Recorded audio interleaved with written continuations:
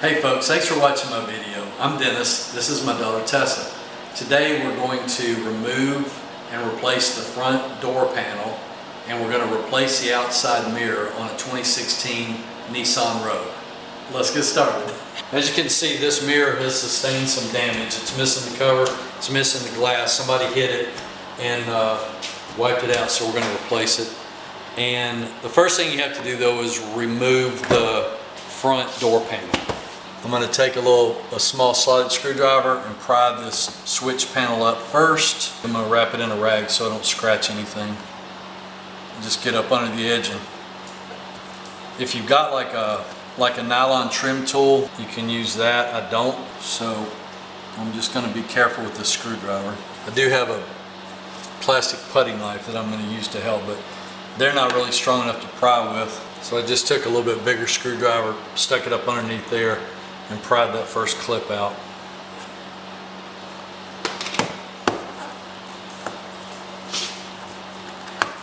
Once you get that out, you can just pull the whole thing up, and then you can slide the whole thing out.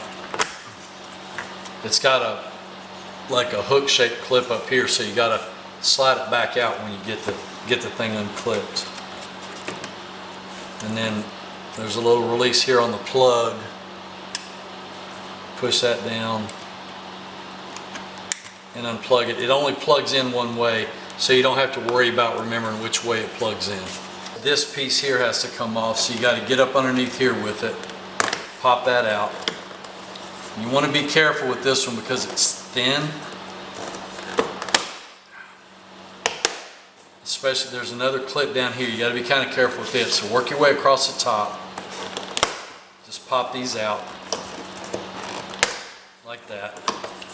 Get up underneath here to get this last clip out so you don't break it, because it's kind of out there by itself. It'll break if you're not careful. Now you got access to this piece here, and you just pop it off. It comes off pretty easy. And then we're going to take out these screws. So next we're going to take this off. This is number 2 Phillips head, and then these are 10 millimeters. You can use a number 2 Phillips head on all of them, but after you take this off, there's 2 screws right here, but they don't need to come off. This can stay in even after the door panel is off.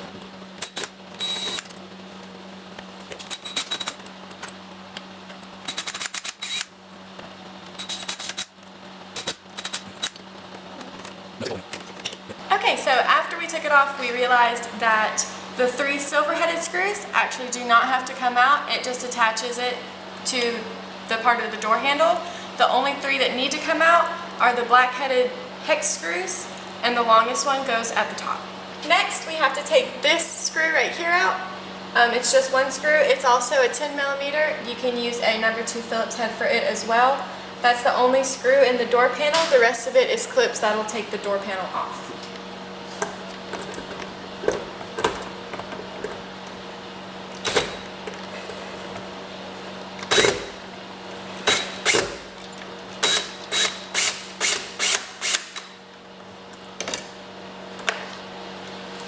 Now we're ready to remove the door panel. We got everything out of the way. The only things left are the clips. So the easiest place to grab the door panel and start pulling clips out is on the bottom and up here on the front, because there's a little bit of a lip. You can get a better grab on it. So I start at the corner, just start popping them out.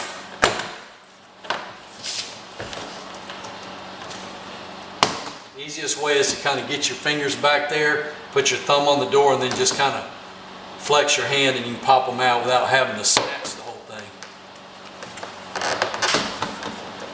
Once you get them loose all the way up, there's one right there. Once you get them loose all the way up, you may have to lift it up to get the whole panel off, but then the whole thing just lifts out. Now that's the door panel. So the real job that we're after today is to replace the mirror. So the next thing we got to do is get this trim piece out of the way. That's how you do that.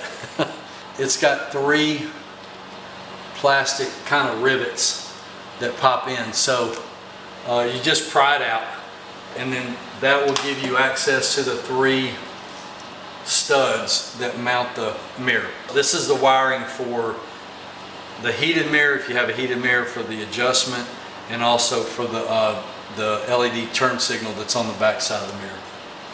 So we're going to unplug that first. There's a clip right here that you push in, and just unplug it.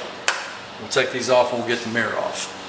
Okay, so to take these off, you can either use a socket on your driver or you can use a ratchet to take them off. Either way is good.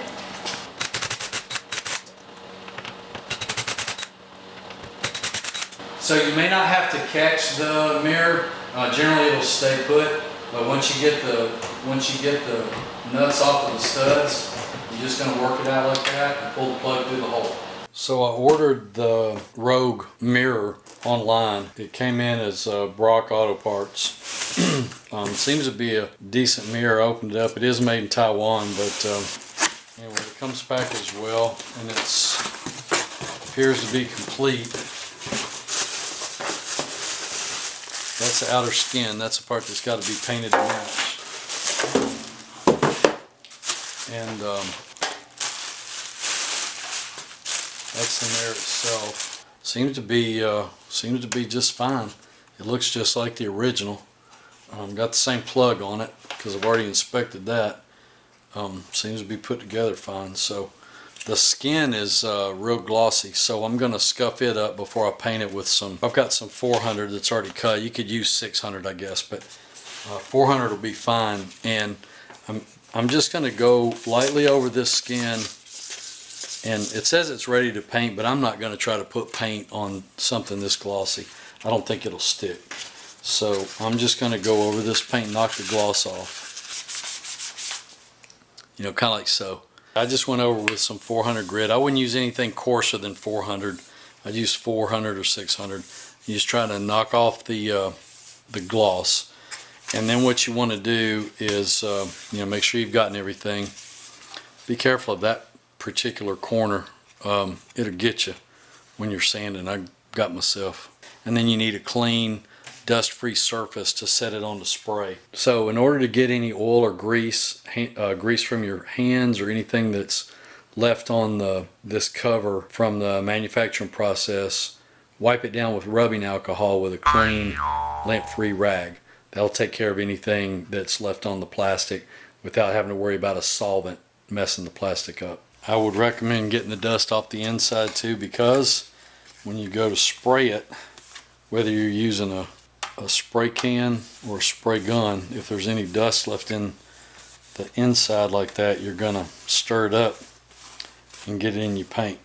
I went online and I looked up my Duplicolor paint code that matches the car. What you can do is on the inside of your door jamb, the driver's side, there's a sticker, and it's got like your tire pressures and stuff like that. It's also got a color code, and you can look up, take that color code and look it up online and find the match for your color. This particular Nissan color was K23, so that happens to be BNS0601 silver with Duplicolor. So that's my paint, and then they've got also they got clear coat. I got clear coat to shoot it after I get the paint on it.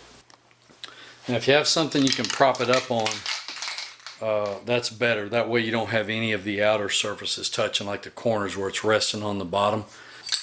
Now here's the cool thing about these tips is you see how it's shaped. That tells you how it's going to fan out. The paint will either fan out this way, or if you turn it, it'll fan that way. So that's convenient for depending on, you know, how you're spraying. And then I would recommend not taking the first shot on the piece you're painting, but on your background, your backstop, just to make sure that you've got, first of all, that you've got a good color coming out, and also so that you realize how the can's going to spray, how it feels, and that it's not clogged up, that it's not the wrong color, something like that, you know. So follow the instructions on the spray can of this Duplicolor, but basically what you want to do is shake it up for about a minute or two, make sure that you've got the paint really well mixed up. You're going to put a minimum of 2 to 3 light coats. You're much better doing multiple light coats than you are a few heavy coats. As you're spraying, you want to be about 8 to 10 inches away, and start your spray pattern from one side, spray consistently over the surface, and then let off of it when you're to the other side. That way you get a decent spray pattern. Between each coat, wait about 10 minutes to let it get sort of dry and tacky, and put your second coat on. Then after you put your final coat on, however many coats of paint you're going to put on, after you put your final coat on, wait about 30 minutes and come back and put on the clear.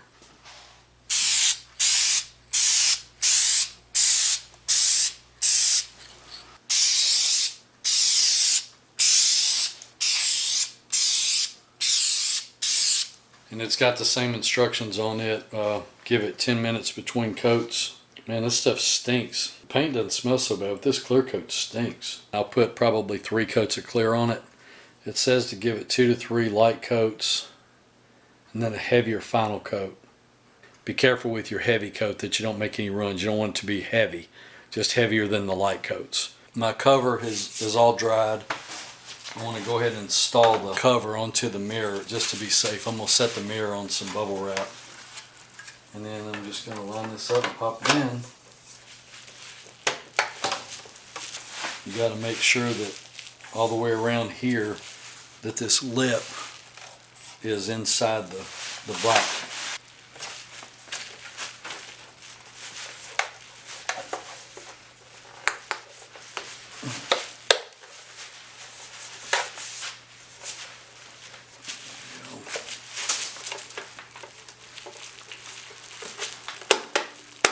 It's critical to make sure you've got the lip in before you go snapping it in, because otherwise you have to get this out, you have to pull the mirror out and then go in there and release the tab. So just make sure you get it right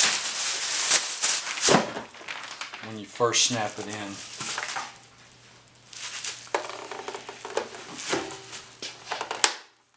There we go.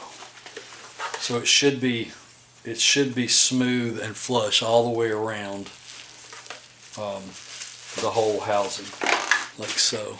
That should all be flush and smooth. There's a protective cap on each one of the studs when you get your replacement mirror, so just pull those off. Also, on a new one, they generally come with nuts on them. So before you try to mount the mirror, make sure you take the nuts off. Alright, so you take the cord, thread it through the square hole in the door. Line the studs up and push the mirror in, like so. And then, so go ahead and put the nuts on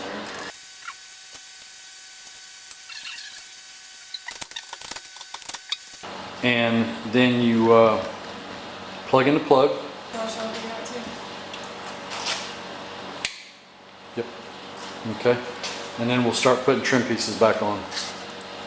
Before you put your door panel back on, after you have your mirror plugged up, make sure you test it to be sure that the turn signal and the adjustment for the mirror operate properly. Then you can put all your door panels back on. I didn't film that, but that's what you should do. Then the rest is just going in reverse order. Route your cable up through here. Line up the plastic rivets. Pop that back in. Then you take your door panel. It's got a lip up here on the top that goes inside of here. So you got to make sure this lip is inside of here first, and then you can start getting everything lined up. So you want to take that kind of hand like so. Get that all lined up. Make sure you can get to your plug for the controls, and then start popping everything back together.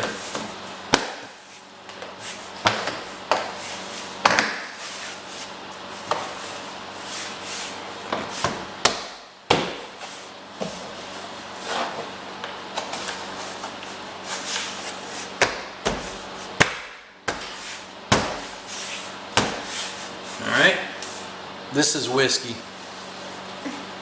He's helping today. So the next thing you got to do is take one of the long screws that you took out, the 10mm screws, and put it back right here in the in behind the door handle.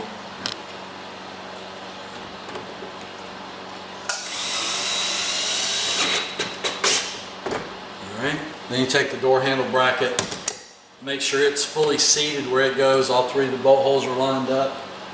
Take one of the long screws, put it up top. Take the two short ones, put them in the bottom.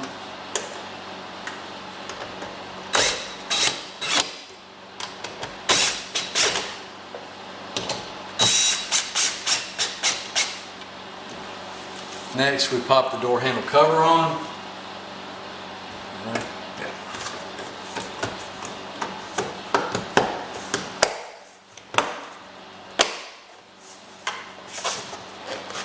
Make sure it sets flush on the door panel all the way around.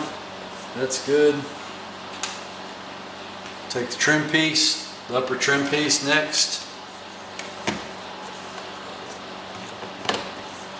Make sure you seat it here, around here real well. That'll make sure it's in the right spot. Then start snapping it in.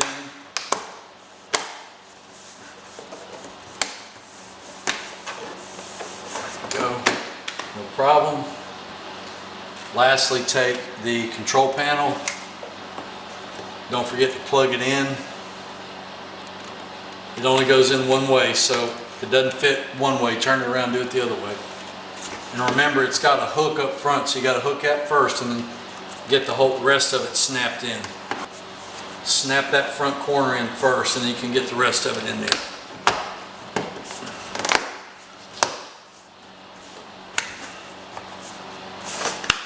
And you're done. And we have no pieces left over. Yay! Thanks for watching our video. I hope it helps you. If you would, please click on the like button below, the thumbs up. Subscribe to my channel, and I hope to see you back soon. Thanks. God bless you.